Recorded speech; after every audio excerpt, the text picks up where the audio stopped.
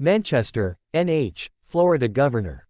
Ron DeSantis dropped out of the 2024 Republican presidential race and endorsed former President Trump 2 days before the New Hampshire primary. Subscribe my channel for more update. The Florida governor announced his decision to suspend his campaign in a social media video on X, formerly known as Twitter, on Sunday afternoon. "If there was anything I could do to produce a favorable outcome, more campaign stops, more interviews, I would do it," DeSantis said in the video. "But I can't ask our supporters to volunteer their time and donate their resources if we don't have a clear path to victory. Accordingly, I am today suspending my campaign," said DeSantis, who was a distant third in the single digits in the latest polls in New Hampshire. DeSantis highlighted that he's had disagreements with Trump but believes that the former president is a better leader than Biden. "It's clear to me that a majority of Republican primary voters want to give Donald Trump another chance," DeSantis continued. "They watched his presidency get stymied by relentless resistance, and they see Democrats using lawfare this day to attack him." DeSantis noted that, "I signed a pledge to support the Republican nominee, and I will honor that pledge." Trump, who along with his allies spent months fiercely attacking DeSantis, told Fox News Digital's Brooke Singman that he was very honored to have his endorsement. "I look forward to working together with him to beat Joe Biden, who is the worst and most corrupt president in the history of our country," Trump said. And Trump, who for months had used the derogatory nickname, Ron DeSanctimonious, on the campaign trail, said he wouldn't be using that nickname going forward. "No, that name has been officially retired," Trump told Fox News Digital.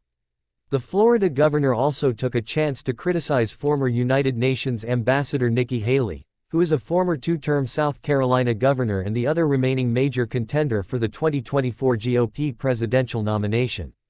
DeSantis said he endorsed Trump because we can't go back to the old Republican guard of yesteryear, a repackaged form of warmed-over corporatism that Nikki Haley represents. "The days of putting Americans last, of kowtowing to large corporations, of caving to woke ideology are over," he added. Haley, speaking at a campaign stop in Seabrook, New Hampshire, told the crowd, "I want to say to Ron, he ran a great race. He's been a good governor. And we wish him well. Having said that, it's now one fella and one lady left." And in a statement, Haley noted that, so far, only one state has voted. Half of its votes went to Donald Trump, and half did not. "We're not a country of coronations. Voters deserve a say in whether we go down the road of Trump and Biden again, or we go down a new conservative road. New Hampshire voters will have their say on Tuesday.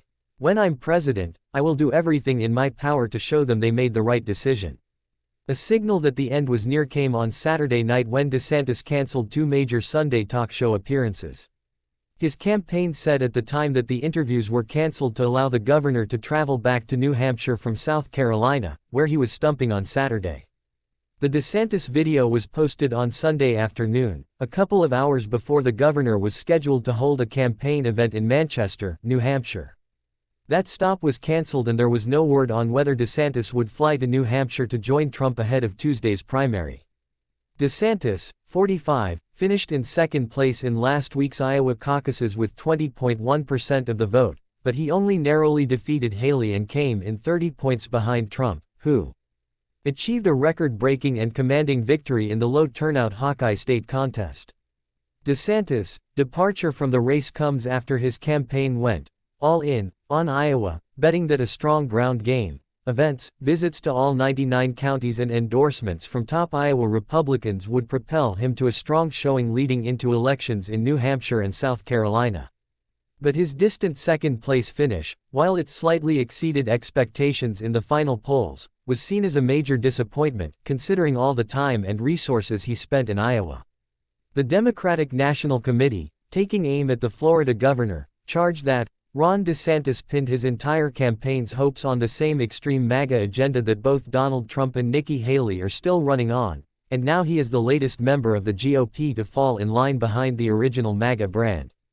DeSantis, who was convincingly re-elected to a second term as Florida governor 14 months ago, was once the clear alternative to Trump in the Republican White House race. Multiple polls showed DeSantis leading Trump early last year before he entered the race, but he faltered out of the gate with a glitch-riddled social media campaign announcement. The governor was backed by the big spending-aligned super PAC Never Back Down. However, after a series of campaign setbacks over the summer and autumn, and after getting hammered by constant attacks and negative ads from Trump and his allies, DeSantis saw his support in the polls erode. Dan Eberhardt, a top DeSantis donor, bundler and surrogate, told Fox News Digital that Ron DeSantis ran into a bump and the bump was named Trump. This wasn't about money. The campaign insists they had enough money to get to Super Tuesday. I think this was about data and polling and Governor DeSantis being realistic about whether or not Trump was beatable, Eberhardt said.